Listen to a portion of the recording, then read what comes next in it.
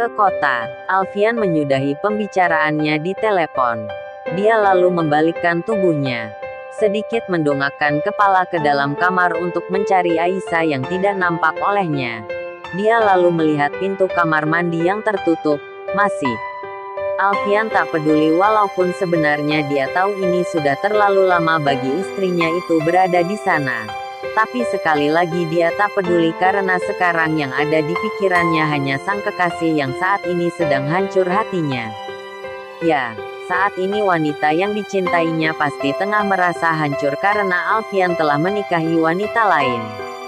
Demi baktinya pada orang tua membawanya pada kepasrahan untuk dijodohkan. Bersedia menikahi wanita yang bahkan melihat wajahnya saja Alfian tak pernah. Menolak perjodohan sudah pernah dia coba utarakan. Namun seperti biasanya keputusan menolak perjodohan sudah pernah dia coba utarakan. Namun seperti biasanya keputusan sang ayah bersifat mutlak. Tidak bisa diubah atau diganggu-gugat. Alfian ingin sekali memberontak tapi lagi-lagi rasa baktinya mengalahkan gejolak penolakan di hatinya. Hingga kepasrahan menjadi titik terakhirnya menerima perjodohan paksa ini. Padahal bukan wanita ini yang dia inginkan. Ada wanita lain. Ya, wanita lain yang sangat dicintainya yang sebenarnya dia inginkan untuk menjadi pendamping seumur hidupnya. Ceklek, Alfian mendengar pintu kamar mandi terbuka. Wanita itu akhirnya keluar juga, pikirnya. Alfian tersenyum kecut ketika dia melirik Aisyah keluar dengan pakaian syari lengkap dengan cadarnya. Cadar. Alfian menggeleng-gelengkan kepalanya melihat Aisyah tetap memakai cadar di malam hari seperti ini. Bahkan di dalam kamar di saat tidak ada orang lain selain dirinya yang notabene-nya kini adalah suaminya. Orang yang sudah halal bukan hanya melihat wajahnya saja tapi bahkan seluruh tubuhnya jika dia mau. Tapi sejurus kemudian dia kembali tak peduli. Ketika Alfian melihat Aisyah berjalan mendekati tempat tidur pun dia tampak acuh. Alfian hanya bergegas memasuki kamar mandi. Segera menutup pintunya dengan sedikit kasar hingga membuat Aisyah kaget. Di balik cadar yang dikenakannya, bulir-bulir air mata Aisyah kembali mengalir.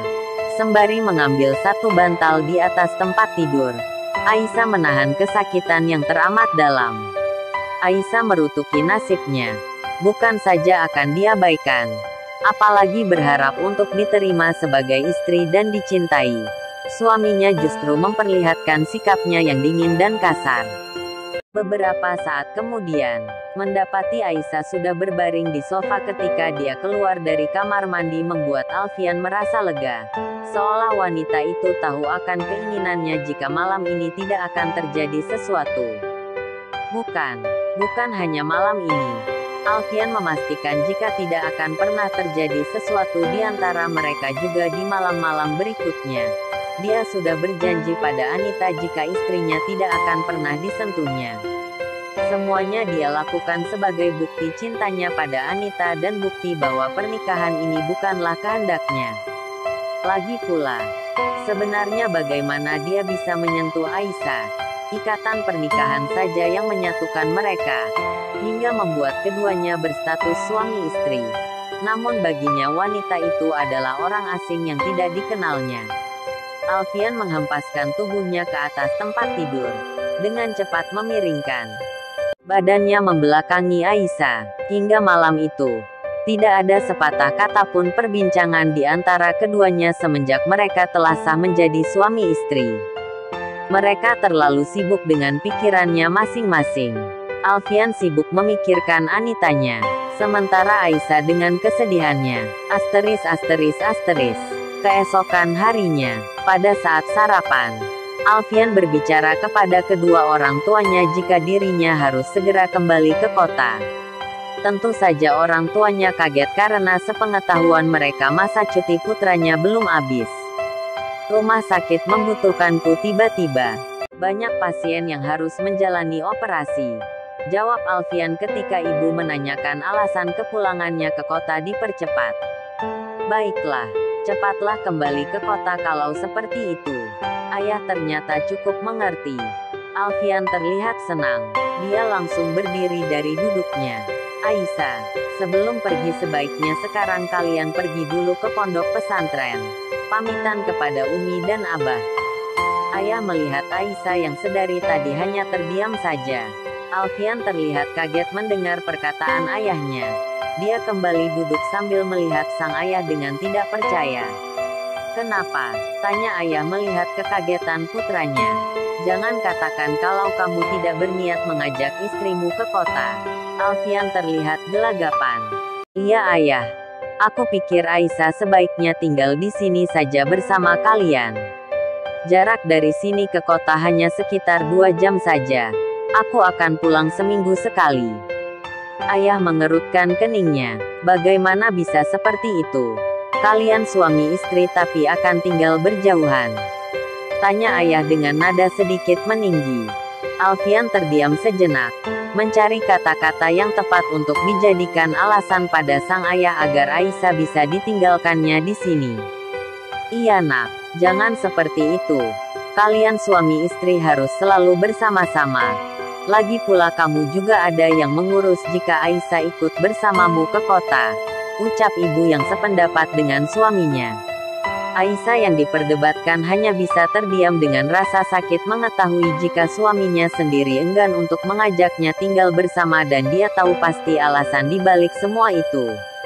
"Tapi ibu, aku hanya merasa kasihan pada Aisyah. Pekerjaanku sangat banyak. Waktu kerjaku tidak tentu. Aku akan sering menghabiskan waktu di rumah sakit. Kalau seperti itu, Aisyah akan sendirian di rumah. Jadi lebih baik dia di sini bersama kalian." Apapun alasan Alfian, kedua orang tuanya tetap tidak setuju. Mereka ingin agar Alfian mengajak Aisyah bersamanya. Akhirnya, Alfian menyerah. Dia mengikuti kemauan ayah dan ibunya walaupun dengan berat hati Alfian memutuskan untuk mengajak Aisyah ke kota. Walaupun jarak antara rumah mertuanya dan pondok pesantren tidak begitu jauh, namun Aisyah memilih untuk berpamitan kepada Umi dan Abah melalui telepon saja. Dia tak ingin bertemu sang ibu, karena dengan melihat wajahnya saja, ibunya akan tahu akan kesedihan yang sedang dirasakannya. Sudah setengah perjalanan dan keduanya terus diam membisu. Tetap tak ada sepatah kata pun yang keluar di antara suami istri itu. Sementara Alfian sibuk menyetir, Aisyah yang duduk di sampingnya hanya terus melihat ke arah jendela di sampingnya. 1 tahun, ucap Aisyah tiba-tiba tanpa melihat sang suami di sampingnya. Alfian terlihat kaget. Dia melirik Aisyah, tidak mengerti dengan maksud ucapannya. "Setelah 1 tahun mari kita bercerai," ucap Aisyah datar dengan tatapan kosongnya melihat jendela mobil di sampingnya. 25. Alfian terlihat lebih kaget lagi. Dia langsung menepikan mobilnya. "Apa maksudmu?" tanya Alfian sembari mencoba melihat wajah istrinya yang tertutupi oleh cadar. "Orang tua kita akan mengerti nernikahan. Orang tua kita akan mengerti pernikahan karena perjodohan banyak yang tidak berhasil," jawab Aisyah dengan tenang masih tanpa melihat suaminya. Alfian termenung sejenak. Kini dia sedikit mengerti. Rupanya bukan dirinya saja yang merasakan keterpaksaan pernikahan ini. Namun nyatanya Aisyah juga merasakan hal yang sama sepertinya. "Baiklah kalau begitu," jawab Alfian kemudian sambil menghidupkan mesin mobilnya dan melajukan kembali kendaraannya. Kembali menyetir dengan perasaan sedikit lega dan senang tentunya. Karena keputusan Aisyah barusan seperti memberikan angin segar untuk hubungannya dengan sang kekasih. Sementara itu di balik cadarnya, Aisyah sedari tadi berusaha nampak tenang dan tegar. Walaupun pada kenyataannya hatinya sangatlah rapuh dan pedih. Pedih karena akan banyak hati yang terluka akan keputusannya ini. Sudah terbayangkan olehnya bagaimana reaksi kedua orang tuanya ketika mengetahui perceraian mereka nanti.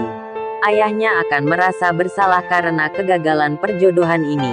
Sementara ibunya akan terluka karena putrinya menjadi seorang janda. 6. Tapi keputusannya ini sudah dipikirkannya secara matang. Dan menurutnya ini yang terbaik. Karena bagaimana bisa mempertahankan rumah tangga jika salah seorang di antara mereka mencintai orang lain. Di sisa akhir perjalanan mereka, dihabiskan kembali dengan kesunyian. Setelah disela dengan percakapan pertama mereka yang justru membicarakan tentang perceraian.